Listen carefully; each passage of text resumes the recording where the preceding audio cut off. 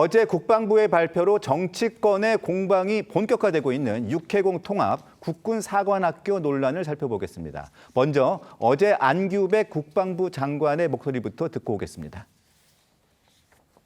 새롭게 출범할 국군사관학교는 대전 자운대 지역에서 위치하여 카이스트를 비롯한 최적의 지적 기반을 갖춘 대한민국 과학기술의 심장부에 육해공사관학교가 통합된 국군사관학교를 조성하고 최첨단 스마트 캠퍼스를 신축하겠습니다. 현재 약 24% 수준에 불과한 민간 교수 비율을 점차 50% 이상으로 높이고 국립대학 수준으로 초월을 보장하여 최고 석학들이 장교 양성의 일선에서 함께 할 수 있도록 하겠습니다. 들으신 것처럼 어제 안규백 국방부 장관은 육해공 3군 생도들을 4년 동안 대전 자운대에서 통합교육하겠다고 발표했는데요. 그런데 당초 국방부가 검토했던 안은 1, 2학년은 통합사관학교, 3, 4학년은 각 육해공군사관학교에서 교육하는 2+2 안, 이거 아니었습니까? 맞습니다. 그러니까 지난해 9월이죠. 이 국방부는 이 내란 극복 미래 국방 설계를 위한 민관군 합동특별자문위원회를 출범시켰고 지난 1월 이 특별자문위는 국군사관학교에서 1, 2학년은 공동교육, 또 3, 4학년은 각군 이제 전문교육을 받게 하는 2+2 방식을 담은 공고안을 국방부에 전달했습니다. 그리고 국방부는 이를 바탕으로 지난 6일 국군사관학교 창설 계획을 발표하다가 갑자기 연기했고요. 10일 만에 2+2 안 대신에 4년제 통합안을 발표한 건데요. 이 국방부 관계자는 생도 자치활동의 유지가 더 중요하기 때문이라며 이 통합생도들이 4년 동안 함께 생활해야 이 자군 이기주의를 극복하고 단결력을 키울 수 있다는 취지로 설명했지만 이 야권에서는 졸속 행정이란 비판이 나오고 있습니다. 특히 지적이 되고 있는 부분은 각 군의 전문성을 어떻게 구축할 것인가 하는 문제입니다. 정부는 육해공군 사관학교를 통합하는 논리로 육사 중심의 폐쇄적 인사구조 개선 그리고 군종 간 통합성을 강화하면서 미래 전장 환경에 대응하는 그런 체계 구축 등을 내세우곤 있지만 군 내부는 물론이고 국민 여론도 각 군의 전문성과 특수성이 약화될 것이다라는 우려가 적지 않은 상황입니다. 전문성 논란이 상당히 큰 것 같은데요. 국군사관학교가 세워질 대전에는 공군이 사용할 활주로도 없고 해군 훈련에 꼭 필요한 바다도 없지 않습니까? 그렇습니다. 이런 우려에 대해서 국방부는 이렇게 설명을 하고 있습니다. 공군은 이 대전 자운대에서 40분 떨어진 청주에서, 그러니까 청주에 지금 공군 사관학교가 있고 비행장이 있는데 그 청주에서, 그리고 해군은 1시간 반 거리의 평택에 이제 해군 기지가 있으니까 1시간 반 거리의 평택에서 이 집중 교육이 충분히 가능하다 이렇게 설명을 하고 있습니다. 하지만 이 각군 사관학교 동창회는요, 공동 입장문을 내고 강하게 반발하고 있습니다. 해군 총동창회 사무총장의 이야기 직접 들어보시겠습니다. 바다 사람들은 바다를 보면서 바다를 느끼면서 생활을 해야 뱃사람이 되지, 배를 타면서 갖춰야 되는 기본적인 소양들이 있거든요. 그 뭐 육지에 한 곳에 모아놓고 하면은 해군이고 공군이고 역할을 할 수 있겠습니까? 해군 정체성이 무너지는 거고 해군 사관생도의 전문성을 길러줄 수 없는 그 환경이 되는 겁니다. 여기에 어제 국방부 발표에는 통합사관생 입학 시점은 물론이고 통합 예산이 구체적으로 얼마가 될지 이 내용도 포함되지 않아서 졸속 비판이 더 커지고 있는 것 같습니다.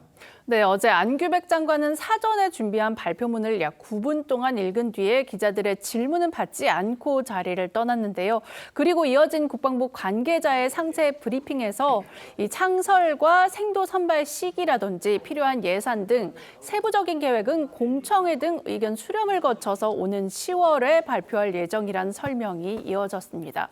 이를 두고 일각에서는 통합 방침을 일방적으로 발표해놓고 요식행위로 공청회를 한다는 비판이 제기되고 있습니다. 국민의힘에서는 안규백 장관의 잦은 사퇴를 요구하는 목소리도 나왔는데요. 조용술 대변인은 안 장관이 장관의 자질 논란을 덮고 자리 보존을 위해 군의 근간을 흔들고 있다면서 국군사관학교 신설은 군의 전문성을 붕괴시키고 안보 공백을 야기할 극히 위험한 발상이라고 비판했습니다.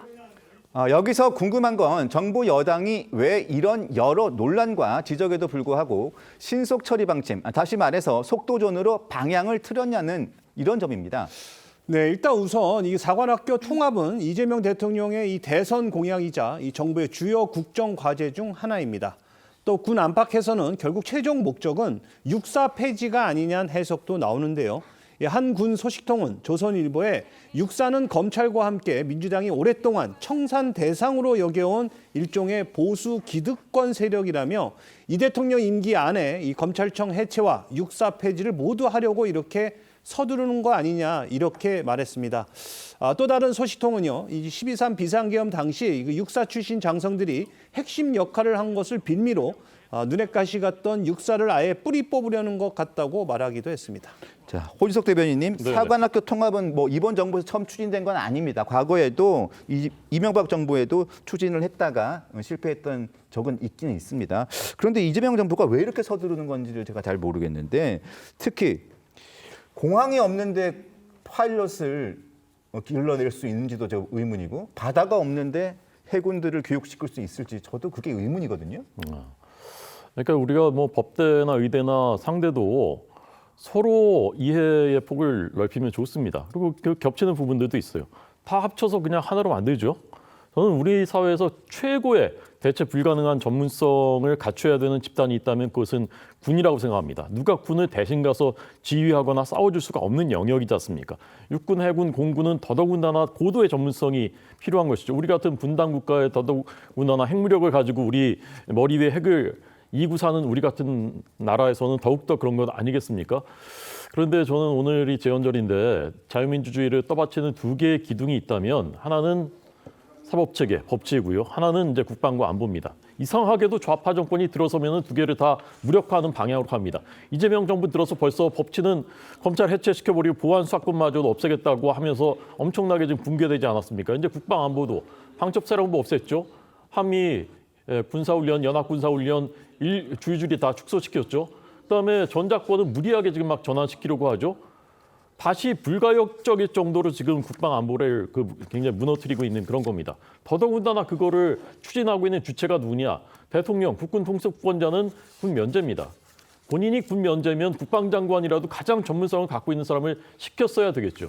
그런데 방위병 출신의 더더군다나 지금 군무 이탈 의혹까지도 아직 다 해소를 하지 못하고 있는 그런 분이 국방장관을 하고 있는데 이런 분들이 이런 국가의 근간을 흔드는 일들을 졸속으로 결정해서 이렇게 발표한다? 정말 개탄하는 게 아니라 이건 꼭 막아야 되는 일입니다. 네, 김진욱 대변인님 또 다른 의견 있으시면 말씀해 주시죠. 지금 이재명 정부가 국방 안보를 무너뜨리고 있다 이렇게 말씀 주시는데 전혀 사실과 다른 말씀입니다. 우리 국가를 지탱하는 데 있어서 안보만큼 중요한 게 어디 있습니까? 그렇기 때문에 이재명 정부에서도 국방 예산 많이 늘려놨고 또 전시작 정권 문제 말씀하시는데 이것을 무리하게 전환하는 게 아닙니다. 미국하고 동의하에 그 계획에 맞춰서 지금 전환하고 있는 거예요. 이러한 사실들을 이렇게 그 국방 안보를 무너뜨린다라는 식으로 호도에서 말씀 주시는 거는 부적절하다 이런 말씀 드리고요. 지금 국방장관이 전문성이 없다라고 하는데 국방장관의 전문성은 어떤 장성 출신이기 때문에 전문성이 생기는 게 아닙니다. 이 얼마만큼 우리의 군사력을 안보를 책임질 수 있는 강한 의지를 가지고 있는가 그리고 그런 것들을 지금 이재명 정부의 계획에 맞춰서 추진하는가 하는 부분에 있는 것이지 방위병 출신이다. 그렇기 때문에 전문성이 없다. 이렇게 말씀 주시는 부분은 좀 잘못됐다는 말씀 드리고요. 마지막으로 하나만 더 말씀드리면 지금 국군사관학교에 대한 부분에 대해서 당시 지금 이걸 모은다 이런 것이 잘못됐다라고만 비판하시면 안 되는 게 국가대표 선수들이 선수촌에 모여 있다고 해가지고 국가대표 선수들의 전력이 약화됩니까? 오히려 더 강화시킬 수 있는 방안들이 있기 때문에 모으는 겁니다. 그런 차원에서 살펴볼 필요도 분명히 있다라는 말씀드립니다.